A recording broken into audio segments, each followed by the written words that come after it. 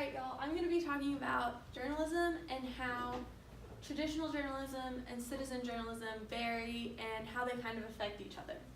So I'm going to start off with some background information. Newspapers are kind of the basis for what people see as traditional news. The first time newspapers were able to be printed regularly on a mass scale was when the printing press was created in the early 1700s. And newspapers were like the building blocks kind of for journalism and media. And the US kind of utilized that more than anybody else. And by 1860, as early as 1860, America was the most media-rich country in the world, and there were more newspapers in the United States than there was of all of Europe combined. And what's even more interesting is at that time, the population of the United States was 17 million, and Europe was 230 million. So kind of the background of the progression of newspapers during the Revolutionary War, the city of Boston alone had 16 different weekly papers. And then as we progressed, obviously things progressed. Civil War, newspapers, this kind of when daily newspapers became a thing. And the Civil War brought about the popularization of using photography and photographs in newspapers. And eventually the competition for good photos of good war coverage photos became so fierce that photographers and journalists and media people would actually pose dead bodies on the battlefield to get those gruesome, gory pictures that they knew would sell papers. And then as we moved on to the progressive era in the late 1800s, early 1900s, muckrakers, journalism became more investigative and less reporting. It became important to the American people to know not just about big events, but also cover-ups and things that the government and big businesses didn't want the public to know. And by the time World War I rolled around, every family in the United States received a daily paper, just about, because that was how they got news. Now, transitioning, this is still kind of early media history. Radio and television came along in the about World War II era, kind of in between the world wars. So newspapers are still around and they're still a vital source of news, but the first half of the 20th century introduced the radio and television, and they became kind of the most common news sources. So World War II brought about radios. Every family had a radio during World War II, and there were nightly radio broadcasts with all the war information. And then as that transitioned into Vietnam, shortly after, TVs became the new radio. And TVs became the rise of television that became the most popular source of news, and it still is today. So my research question is citizen journalism in the United States helpful or harmful to traditional journalism and the American public? Because they play off each other in a way, but they're very, very different. So traditional journalism is kind of what you think it is: newspapers, radio, television, kind of that background of media that I talked about earlier. And traditional journalism, the reason it's reliable is because of how much work goes into it. So to be a professional journalist today, you have to get a bachelor's degree in journalism, which is 120 hours.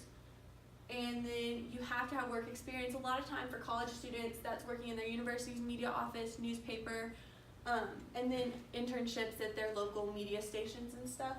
And then journalism isn't a profession that you can step into and automatically have a high-paying journalism job.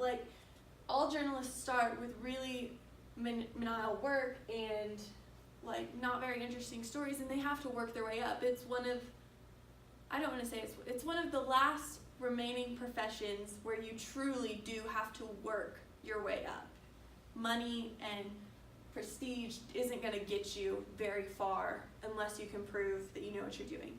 And something else, traditional journalism, credibility is the most important thing. So this is the SPJ Code of Ethics. That's the Society for Professional Journalists. And all journalists who are members of the society are expected to uphold these parts. There's 4 major parts. So seek the truth and report it accurately. That means going to direct sources, double checking your facts, minimize harm to subject and reader. This is something a lot of people don't think of. You have to consider the consequences when you're writing something, because if you're writing a story about an event, like say someone is a prime suspect in a crime, you can't insinuate anything in your articles if there hasn't been a trial or something yet, because they might be innocent, you know? And then act independently. Something that's actually a lot of journalists are struggling with in today's world is journalists are supposed to remain unbiased all the time. News reporting is supposed to be exactly that, just reporting. You're not supposed to analyze, you're not supposed to insinuate, you're not supposed to make something of something that isn't there. And be accountable and transparent. You must acknowledge your mistakes, retract your stuff if you get something wrong, and you are responsible for your own mistakes. And then this is an interesting part of news in general. Gatekeeper, the concept of gatekeeper is what are the public allowed to see and understand. So editors have complete control over what gets published, and there's things that happen all over the world that the media doesn't acknowledge. And like I said, the editor has complete control. So if a journalist finds a story important, the editor might not, and it might not get published. And some reasons for that would be like that it opposes the editor's political views, which obviously interferes with that non-bias mentality. And then it also can bring something unsavory to light that could cause a lot of issues. Now, citizen journalism is something new. Its primary source is through social media and how social media has grown so much. So education, to be a citizen journalist, you don't have to have any education. Anybody can do it. As long as you know how to use a camera phone, take a picture, write a little bit. Obviously, you have to have some form of social media outlet so you can present that information. And most of the time, that's not their profession. They're not getting paid to do it. And credibility, oftentimes citizen journalists don't present the full picture, and they'll just report what they see, what they hear, but they might not get the details. And then fake news is a big problem in citizen journalism.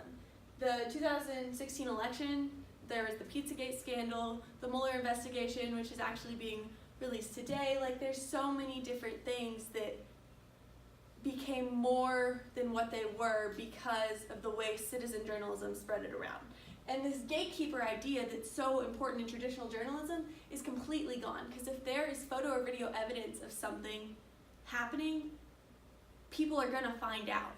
And there's so many cameras and our world is so technological that if anything happens, there's probably evidence of it somewhere. Moving on to my conclusions, traditional journalism and citizen journalism work together very well, but citizen journalism, they both have their problems. So citizen journalism, is it viable? Is it working? So the idea that that everything is worthy of news is wonderful, and that's something that citizen journalism fully embraces that traditional journalism doesn't. Some things, it's not worth it, we don't need to waste space, but citizen journalism brings everything to light.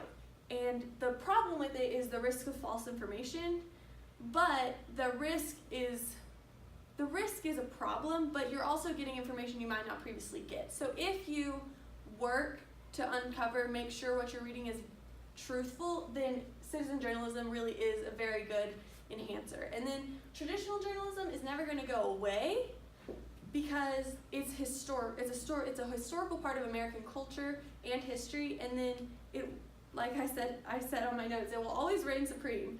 But the rapid growth of citizen journalism is going to build up and enhance the information that traditional journalism is going to bring you. So they ultimately, hopefully, will work together, but it's going to take some work to get there. And here's my work site. Okay, Ellen, what information did you need before you began your research, and how does that information shape your research? I had to work a lot. I had to work through the historical part of it a lot, because you can't jump into media and journalism without explaining or without knowing the basis from where it came from, why it's important and what advice would you have for other researchers who consider this topic? It's a big topic. There's lots of sides to it, and you've got to find a way to narrow it down. Like, I focused on education and credibility and the gatekeeper kind of ideal. If I hadn't have narrowed it down to those three, I probably could have narrowed it down more, but if I hadn't have narrowed it down to that, then it would have been a black hole, honestly.